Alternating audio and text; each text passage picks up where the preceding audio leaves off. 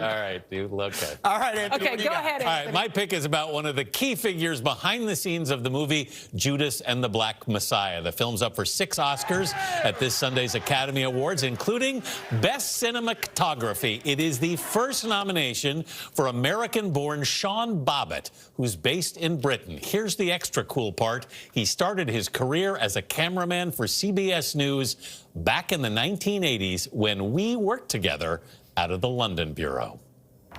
How are you, my Oscar-nominated old friend? I'm not that old, am I? No, not to me, you're not. No. The Black Panthers are forming a rainbow coalition of oppressed brothers and sisters. Sean got his Oscar nod after director Gayle King asked him to shoot Judas and the Black Messiah, the drama based on the true story of the killing of Black Panther Party leader Fred Hampton. This level of injustice, I mean, a state-sponsored murder in the United States of America of yet another black man, is, you know, it's shocking. It's not a question of In a pivotal scene, Hampton, played by Daniel Kaluuya, addresses a rally after he's just been released from prison. You can murder and liberate them, you can't murder liberation. The angles that you use on Daniel Kaluuya in that scene, they're deliberately kind of low, aren't they? Yeah. Daniel Kaluuya has that power. It's all there in the performance. And you can murder a freedom fighter, but you can't murder freedom. But by just dropping below the eye line a little bit, it enhances it in a very subconscious and subtle way. It was shot in a single day in a Cleveland church. That's a lot of pressure to put on yourself for such an important scene. Well, you know, and this is where my news background has always held me in good stead. No one's going to shoot at me. No one's going to try and kill me. So it's like, there's no pressure in that. For nearly a decade, back in the 1980s, Sean was a freelance cameraman, mostly for CBS News. Do you miss those days at all of being shot at? I did for a long time. It was Did you? hard, yeah, because adrenaline is a drug, and you get used to it, and you crave it. Sean traveled to the world's hotspots and shot scenes like these in Beirut. Why did you give it up? It was becoming more dangerous. A lot of friends had died, you know, and I'd also always said to myself, you know, if you stop crying at the horrors that you see, then you really have to go. And I had stopped crying. And I thought, well, wait a minute, you know, there's no point in losing my humanity. Sean started in documentaries. We had a fight. Then in 1999, landed his first feature, Wonderland.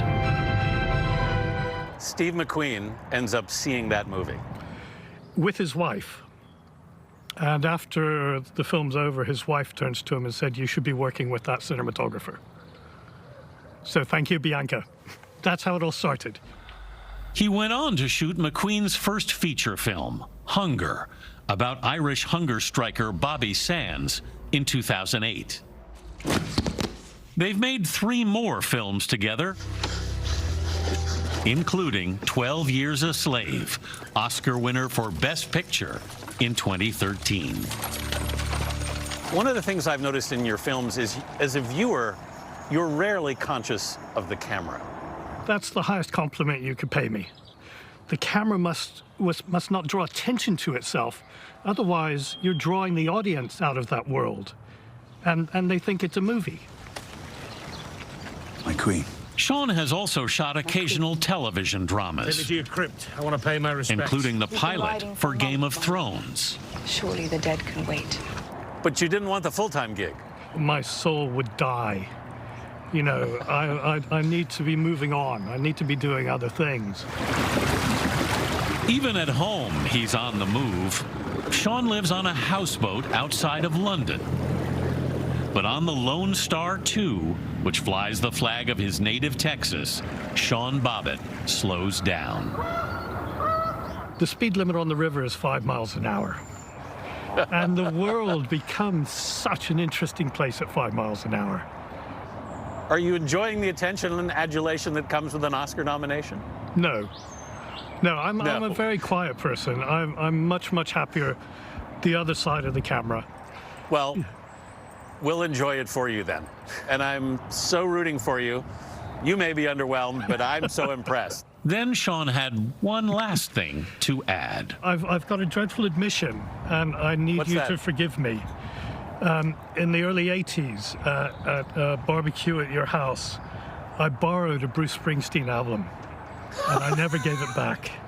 And it has been haunting that was you. me. It has been haunting me for almost 40 years. So please just forgive me. I'm not going to give it back, but I just kind of need closure. If you win, all is forgiven. Have been like 2 Oscars tickets. That's the price of that album. I know.